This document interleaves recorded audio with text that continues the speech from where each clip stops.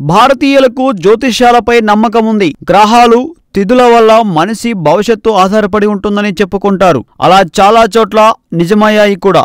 ప్రస్తుతం తెలుగు రాష్ట్రాల్లో రాజకీయ నాయకులపై వేణుస్వామి చెప్పే జోస్యం సంచలనం సృష్టిస్తుంది. ఈ మధ్య వేణుస్వామి రాజకీయ నాయకులపై చెప్పిన జోస్యాలన్నీ నిజమవుతూ వస్తున్నాయి. అయితే ప్రస్తుతం జగన్ పై చెప్పిన జోస్యం మరో సంచలనానికి దారితీస్తుంది.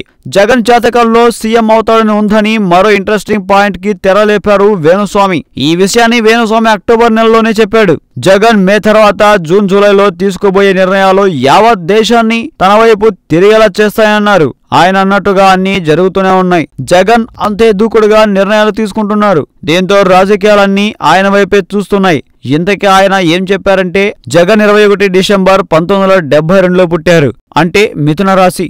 దీనివల్ల జగన్ కు కాలసర్పదోషం ఉంది అన్నారు.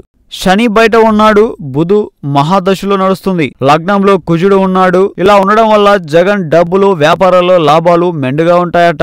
అలాగే కోర్టు కేసులు, పోలీస్ కేసులు ఎక్కువగా వస్తుంటాయంట. గతంలో కేసులు అవే అని సెలవిచ్చారు. అలాగే గురుడు సరైన స్థితిలో లేకపోవడం వల్ల జగన్ వ్యక్తిత్వం ఎంత మంచిదైనా ఆయనకు చెడ్డ పేరు వస్తుందట.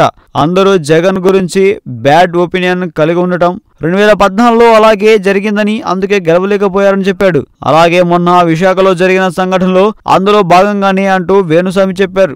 జనవరి 27 నుంచి జగన్ స్థితి మారుతుందని, ఇక నుంచి గురుడు సరైన స్థితిలో ఉండడం వల్ల అంతా మంచి జరుగుతుందని, మంచి రోజులు వస్తున్నాయని చెప్పారు.